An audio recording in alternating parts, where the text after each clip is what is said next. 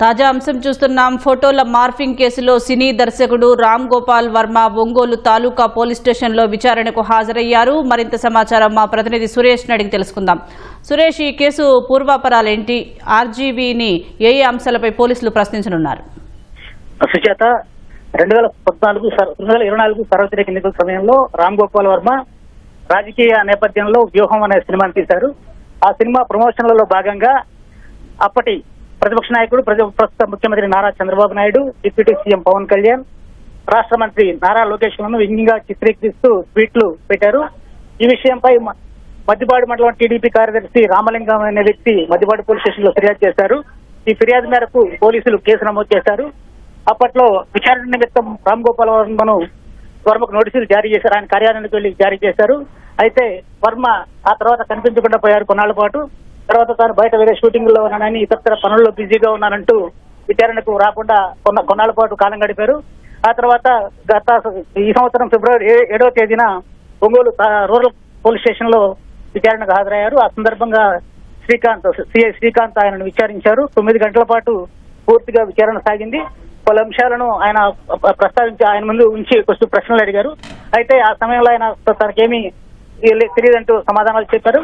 అదే సమయంలో ఆయన ఫోన్ను స్వాధీనం చేసుకునేందుకు అప్పట్లో పోలీసులు గట్టిగా ప్రయత్నించారు.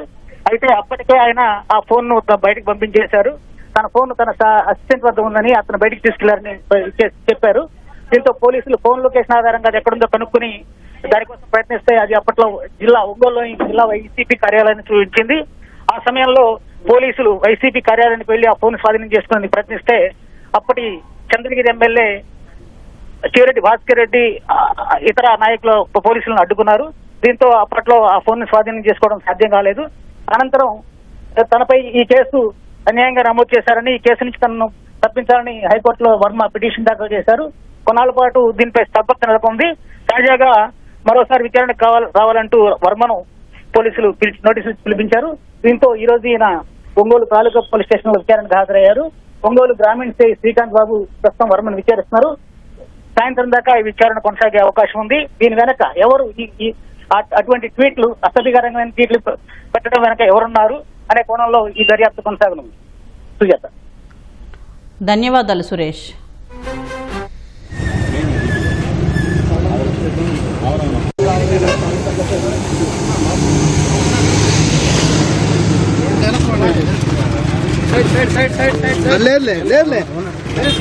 జరగండి